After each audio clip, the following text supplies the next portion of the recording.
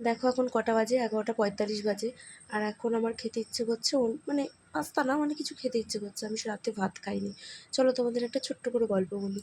আমি হচ্ছে বিয়ের আগে, আমার বিয়ে হয়েছে এই 1.5 বছর। বিয়ের আগে আমি কোনোদিনও রাতে না, মানে খেয়ে শুতাম না, না খেয়ে শুতাম। তো বাবা কি করতো, আমার মাথার পাশে একটা করে বিস্কুটের প্যাকেট বা কোনো চিড়ের প্যাকেট বা কিছু রেখে দিত। আমি যখন ক্লাস 4-এ পড়ি, তখন আমাদের বাড়িতে একটা ছোট্ট মুদিখানা দোকান খোলা হয়েছিল। সেটা এখন বড় আকারেই অনেকটাই বড় হয়েছে এবং সেই দোকানটা আজও আছে। তো সেই দোকান থেকেই আমার জন্য বিস্কুট বা চিড়ের প্যাকেট আমার মাথার পাশে রেখে দিত। আমি রাতে কখনোই ভাত খেতাম না। মানে খেতাম না বলতে, আমার খেতে ভালো লাগতো না। চা, বিস্কুট, মুড়ি এসবই খেতাম বা কোনোদিনও না খেয়ে ঘুমিয়ে পড়তাম। কিন্তু এই 1.5 বছরে আমার অভ্যাস চেঞ্জ হয়ে গেছে। আমার না, প্রত্যেকটা মেয়েরই বিয়ের পর জীবনে অনেক কিছু পাল্টে যায় বা পরিস্থিতির চাপে পাল্টে নিতে হয়।